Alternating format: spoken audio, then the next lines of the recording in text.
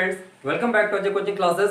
Students, आज की इस वीडियो में हम लोग एनसीईआरटी मैथ सॉल्यूशन के चैप्टर 1 की एक्सरसाइज 1.5 को सॉल्व कर रहे हैं। और क्वेश्चन स्टार्ट करने से पहले कुछ बेसिक चीजें हैं, 5 मिनट में उनको जल्दी समझ लेते हैं, फिर एक्सरसाइज को सॉल्व करते हैं।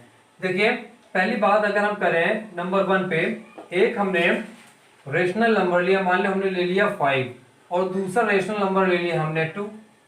ठीक है, तो दो रेशनल नंबर को अगर हम ऐड कर रहे हैं तो हमें क्या मिल रहा है 7। अगर इनको हम सब्ट्रैक्ट कर रहे हैं तो हमें मिल रहा है 3। अगर हम इनका मल्टीप्लाई करा रहे हैं तो हमें मिल रहा है 10। और अगर हम लोग इनको डिवाइड कर रहे हैं तो 2 से 5 को डिवाइड कर देंगे तो हो जाएगा 5/2। ओके स्टूडेंट्स, तुमने देखा टू रेशनल नंबर्स को आप ऐड करें, सब्ट्रैक्ट करें, मल्टीप्लाई कराएं या डिवाइड कराएं, हर केस में हमें रेशनल नंबर ही मिलेगा। ओके स्टूडेंट्स, ये चीजें अगर आपको अच्छे समझनी है तो इस पे थोड़ा सा फोकस करना होगा आपको। देखा आपने कि कैसे रेशनल नंबर मिला हमें, लेकिन इसके अपोजिट साइड अगर हम लोग एक रेशनल नंबर ले लें और एक इरेशनल नंबर ले लें, ठीक है ना स्टूडेंट्स।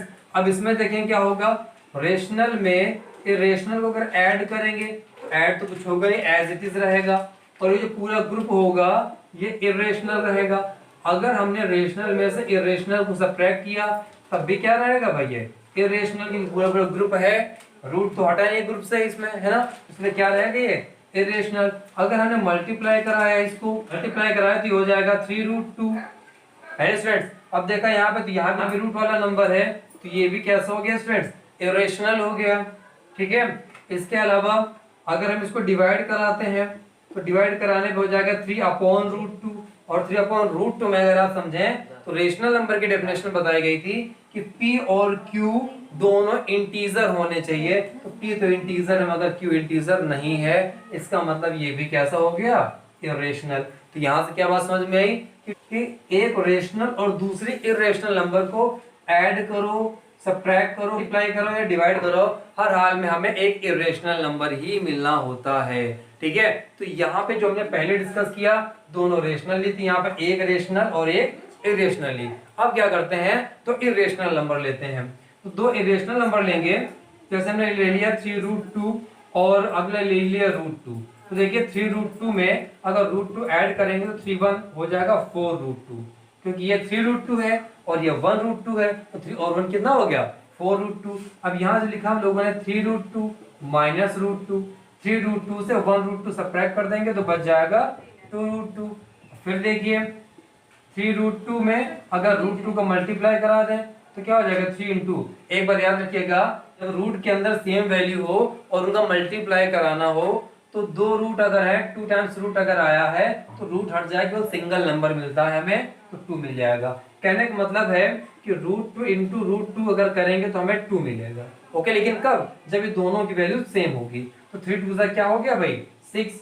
अब अगर 3√2 को हम लोग √2 से डिवाइड कराएं तो क्या हो जाएगा 3/√2 कैंसिल हो जाएगा, कितना मिल जाएगा भाई 3।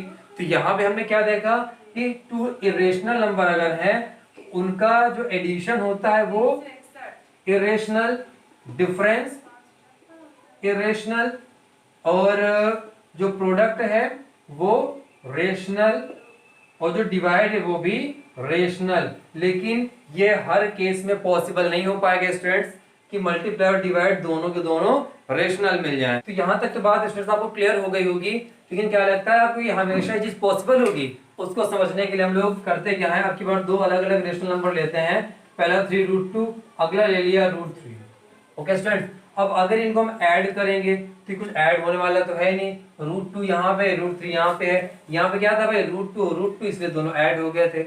यहाँ पे एक में √3 एक में √2 है तो ऐड तो होगा नहीं, और ऐड भी हो जाता तब भी इरेशनल ही आना था। अब 3√2 में अगर √3 सब्ट्रैक्ट कर दिया जाए तो सब्ट्रैक्ट भी नहीं होगा तब भी इरेशनल आ जाएगा।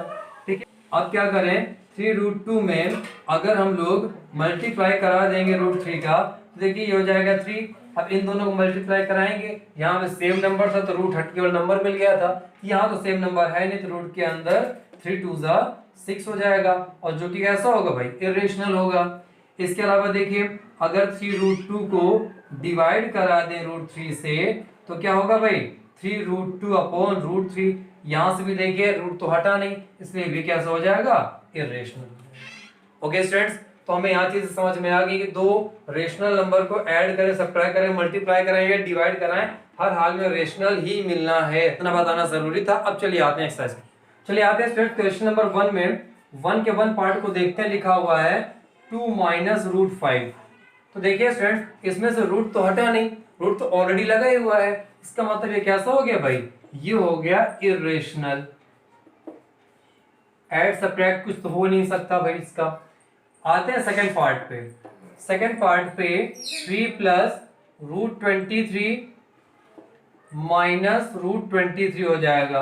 अब देखिए स्टूडेंट्स ये यहाँ पे सॉल्व हो सकता है, और अगर ये यहाँ पे सॉल्व हो सकता है तो सॉल्व करते हैं भाई। तो क्या हो जाएगा 3 प्लस √23 माइनस √23, √23 माइनस का √23 प्लस का कैंसिल हो जाए, क्या बचेगा भाई 3 आ जाएगा यहाँ पे। क्लियर हुआ स्टूडेंट्स?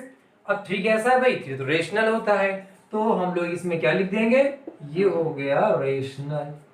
इसके बाद आते हैं इसके थर्ड पार्ट पे। थर्ड पार्ट गिवन है 2√7 अपॉन 7√7। यहाँ पे देखिए √7 से √7 कैंसिल हो जाएगा, 2/7 आ गया, और 2/7 कैसी नंबर होती है, रेशनल नंबर। आते हैं इसके फोर्थ पार्ट पे। फोर्थ पार्ट पे दिया हुआ 1/√2।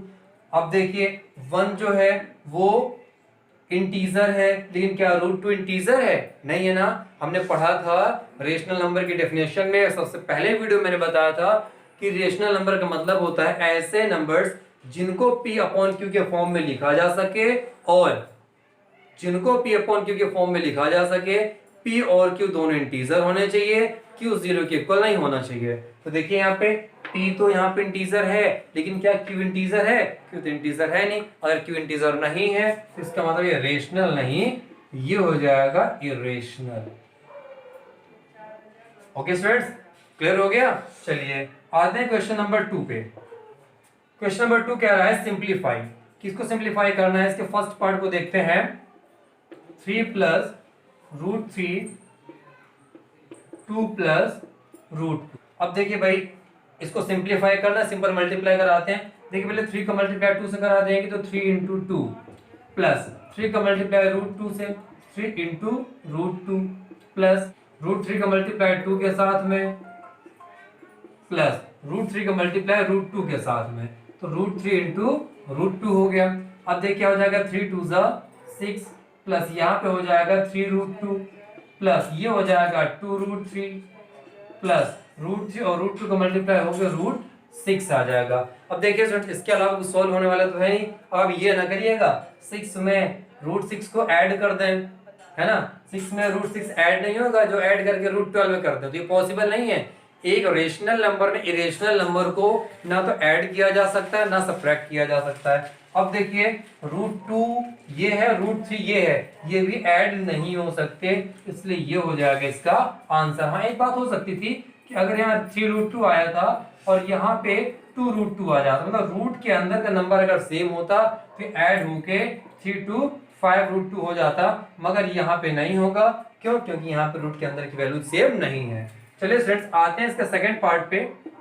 सेकंड पार्ट कह रहा है 3 प्लस √3 और 3 माइनस √3। अब इसमें क्या होगा बच्चों, देखिए पहले 3 का मल्टीप्लाई इन दोनों से कराते हैं। 3 का मल्टीप्लाई 3 से तो 3 × 3, फिर ये माइनस लगा दिया। 3 का मल्टीप्लाई √3 से 3√3 हो जाएगा, प्लस √3 का मल्टीप्लाई 3 से √3 × 3 हो जाएगा, प्लस और माइनस का माइनस, √3 का मल्टीप्लाई √3 से हो जाएगा। ठीक है भाई, देखिए 3 3 से हो गया 9 माइनस ये हो गया 3√3 प्लस यहाँ देखिए इसको मल्टीप्लाई करा देंगे तो 3√3 हो जाएगा, माइनस √3 और √3 को मल्टीप्लाई कराएंगे अगर इस तरीके से, तो जब रूट के अंदर वैल्यू सेम होती हैं तो एक नंबर मिल जाता है और रूट वहां से हट जाता है, तो यहाँ आ जाएगा 3। देखिए 3√3 प्लस का है, 3√3 माइनस से कैंसिल हो गया, हो जाएगा 9 माइनस 3, 9 से 3 जाएगा, बचेगा 6। ये हो जाएगा इसका आंसर। चलिए बढ़ते हैं इसके थर्ड पार्ट पे। थर्ड पार्ट पे आते हैं स्टूडेंट्स। थर्ड पार्ट क्या रहा है, √5 प्लस रूट 2 का होल स्क्वायर है। होल स्क्वायर का मतलब होता है स्टूडेंट्स, इसको हमें 2 टाइम्स लिखना है। चाहे तो आप आइडेंटिटी लगा दें इसमें। चलिए हम इसमें आइडेंटिटी लगा देते हैं। आइडेंटिटी क्या लग जाएगी भाई, a प्लस बी का होल स्क्वायर इक्वल्स हो जाएगा a square plus B square plus 2ab। a की वैल्यू है रूट 5, तो इसको यहां से रूट करते हैं तो a स्क्वायर का मतलब हो जाएगा रूट 5 के स्क्वायर, b स्क्वायर का मतलब हो जाएगा रूट 2 के स्क्वायर प्लस 2, a की जगह पे हो जाएगा रूट 5, b की जगह पे हो जाएगा रूट 2। तो रूट 5 का स्क्वायर करेंगे स्टूडेंट्स, तो रूट 5 के स्क्वायर का मतलब क्या होता है, रूट 5 इंटू रूट 5।